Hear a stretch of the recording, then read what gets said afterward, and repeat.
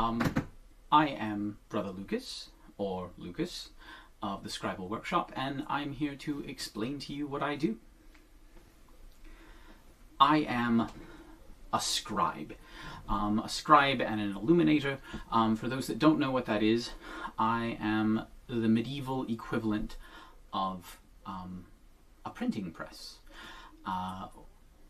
So what I do in modern times is I recreate medieval art and medieval books. I do so using entirely authentic medieval materials and techniques. I make everything that I use, from my ink to my paints to my knife to my parchment. About 50% of the parchment that I use I make myself. All of those are things to work with and things to write on. So my quest today is actually to explain to you how that process works. So my passion is actually learning about and recreating historic manuscripts. So let's start with the process and explain to you how that begins. So the first step of that process is parchment. So parchment is actually made from animal skin, and if you look very, very closely, which you probably can't see, you can actually still see the hair follicles on this skin. This is a skin of parchment from a goat. I don't know the goat personally. But parchment is made by dehairing skin and stretching it on a frame. So to do that, you soak it in lime, which is calcium hydroxide, for between 3 days and a week. You then take that, stretch it on that frame, scrape the hair off, and thin it by various things with pumice and knives and such as that. So once you have parchment, you then cut that parchment down to the shape and size you would need for a book. And so this is a fairly small book. Actually, for the period, it was probably just under average. So once I've made the parchment, I then have to draw lines on that parchment. The lining process can be done with either a blind point, so something like a bronze stylus, or the back of the knife can be done, which just marks a line into it. It can be done with a lead stylus, or at times it would be done with a quill and Brazil wood ink, or some sort of ink like that, which gives you a sort of contrast to that. Once I've put the lines on and the lines to guide me, I would then write on it. And the writing occurs with a quill. Typically I use a goose quill cut from one of the first 3 wing feathers on each wing, and left-handed for right-handed people and right-handed for left-handed people, but frankly I'm right-handed and this is a left-handed this is a right-handed wing feather, but it doesn't actually matter because I cut them very short. The reason for that is because it can poke you in the eye when you're working. I use ink that I've made from oak galls and iron, and wine and gum arabic and vinegar, and lots of time and soaking and rotting and things like that are involved. I keep it in an ink horn in my writing slope, and then I work on this slope, sometimes another slope, but this slope is my favorite because it is one of the first authentic pieces that I actually made myself. I use a quill knife to cut all of my goose quills. You can also use turkey or swan or something like that, but I've found goose to be very satisfactory. So I use my quill knife to cut my quills, to clean my parchment, as well as to hold my parchment steady as I write on it. So once it's been written on, I'll then go to illumination. The illumination is the painting and the gold work. Depending upon which time period I'm working on, you either put the gold down first or the gold is the very last thing you do. I make all of my paints using historic pigments. This one is cinnabar or vermilion, which is mercury-based pigment. This is the very typical lead white. This is an arsenic sulfide. This one's the most likely to kill me. Plant-based things like indigo and woad, as well as ultramarine blue, which historically comes from lapis lazuli. And so then that's done to paint and illuminate and do all of the gold work. on manuscripts and shows you a bit of what goes on and how that works.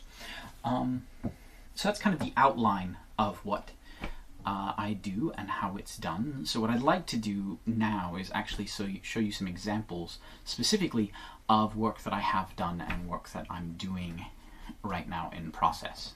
So illuminated manuscripts. I do single pages as well, but I think the thing that I'm the most proud of are the complete books that I've done. And so I'd like to show you some of those in order that I've made them. This first one is a pocket manuscript. It's actually modeled after a 7th century piece, 6th or 7th, called the Stonyhurst Gospel. And it is, instead of being the Gospel of John, it is in fact the epistles of John, the letters of John. And it is has a Coptic binding and has covered in leather, goatskin parchment, and everything is handwritten with a goose quill using the iron bowl ink that I make. So let's look inside. So this is the front cover. Inside is an inscription that helps to guide you. You can see the way the text is written. You can also see the pinpricks that show you how the guidelines are laid out.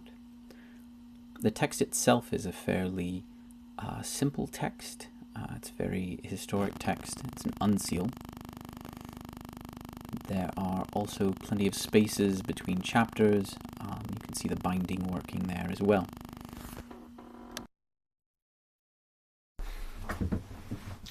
And so the next book that I'd like to show you is this one. And so this was the second book that I completed. It is a Carolingian binding. It's a little later period, but it's an insular book. And so insular books are, the most famous ones are the Lindisfarne Gospels and the Book of Kells. And so this is a small copy of the Book of Jonah in both Latin and English, illuminated in the style of the Book of Kells. So you can see that this is much more elaborate, including the binding. There's full knotwork panels, full hardware that's been built into it. The first page would be considered a gospel writer page, but it's not a gospel writer, so this is Jonah. Then you have a carpet page, an incipit page that starts the text. And you also have on every single page, there are various creatures and figures and illumination and painting. Every chapter break has some large block of knotwork or artwork. This one is a slightly different style. I tried my best to mix and match the different styles from the different illuminators in the Book of Kells. Some were more rectangular shapes, some were more fluid shapes. You also have, again, more pages. Every single page in here is painted or illuminated, and then you have the transition into the English section. English section itself is much simpler illumination, mostly just orange dots.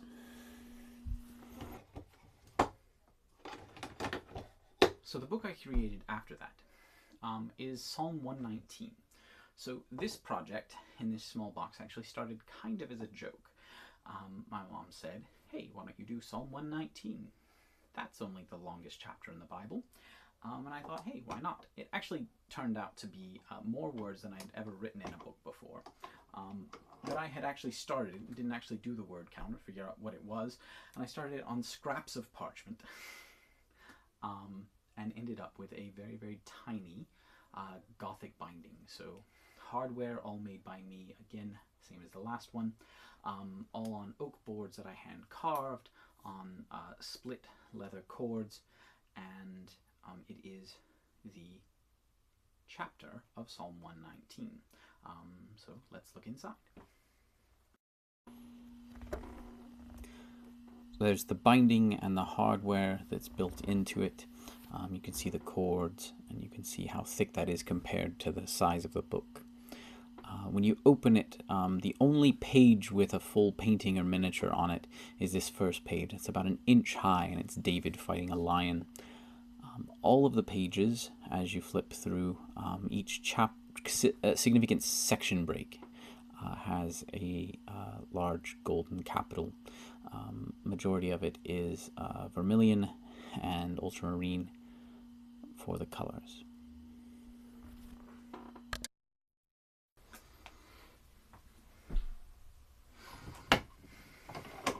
So those three are the three that I have completed and bound and finished.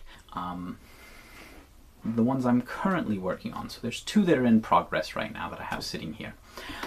These two are the Song of Songs, or Song of Solomon, and the Gospel of Mark. So first is the Song of Songs.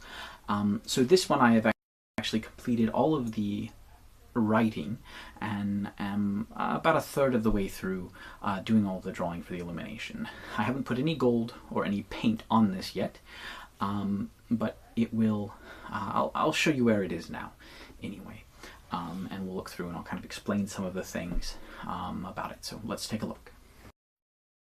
So just kind of showing you the outside, the first set has fully illuminated borders which will be covered in gold. You'll have a miniature in that window area.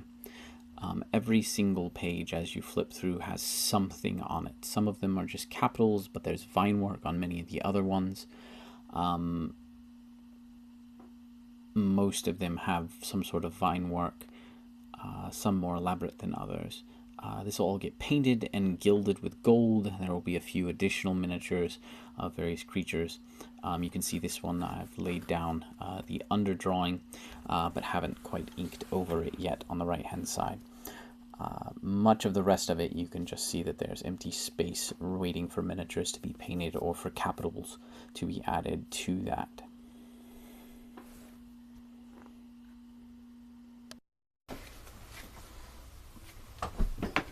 This is modeled after a Paris Pocket Bible. It's not an entire Bible though, this is just going to be the Gospel of Mark, but it is sized with the lettering heights and lettering style and things modeled after the Paris Pocket Bibles made 12th through 13th century or so, and they would fit an entire Bible into something that would fit in your pocket. There's not much to this at this point. You can mostly just see how very small the letters are. The total line height spacing is about 2.5 millimeters. And so there's lots of space for capitals to be added in this style, but there's not a lot of miniatures or anything like that in this. It's mostly just a few colored capitals.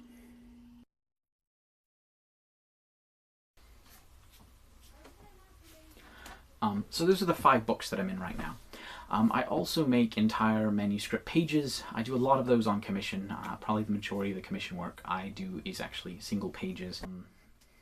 We also, in addition to making entire bound books and the illuminated pages that I have, we make all kinds of tools to produce your own work. And so whether that's hand-cut authentic quills and historic inks, all the way up to fountain pens and fountain pen inks. We have quills that have steel nibs to make things a little bit easier. We also have a more classic dip pen, historic inks, fountain pen inks. We also make and sell journals, all based on historic styles. So they're all modeled specifically after very specific manuscripts or series of manuscripts from different ages. So we